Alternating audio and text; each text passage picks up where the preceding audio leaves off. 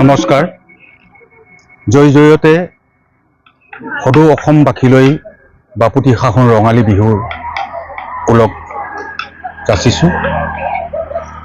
কথা হ'ল কি, বেলেগুৰি অমৰজ্যোতি সংঘৰ প্ৰতি বছৰে বাপুতি সাহোন ৰঙালী বিহুটি বহাগৰ 1 তাৰিখে উদযাপন কৰা হয়। আমাৰ ইয়াতে ডেকা গাভৰু বুঢ়া বুঢ়ী সকলোৱে সহযোগ কৰে। আমাৰ বৰ অতিকে চেনেহৰ এই ৰঙালী বিহুটি প্ৰতি বছৰে আমি পালন কৰা হয়।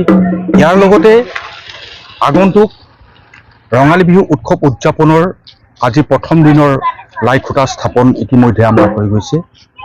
ইয়াৰ লগতে আমি সকলো অসমবাসীলৈ যাতে আমাৰ ৰঙালী বিহুলৈ আমাৰ অনুষ্ঠানত সহায় সহযোগ কৰে তাৰ কামনা কৰি আমি সকলোকে পুনৰবাৰ ৰঙালী বিহু ওলগ যাচি সকলোকে আমি ধন্যবাদ জ্ঞাপন কৰিছোঁ।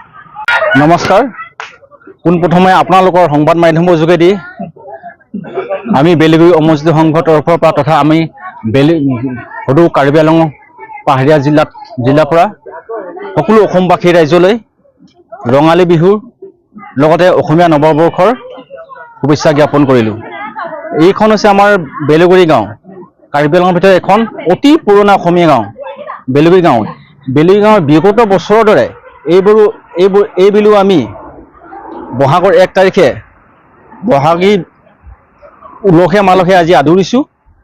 আৰু যিটো বহাগ বিহুৰ উদযাপন কৰোঁ, এই উদযাপনৰ বাবে আজি আমি ইতিমধ্যে লাই খুঁটা স্থাপন কৰিছোঁ।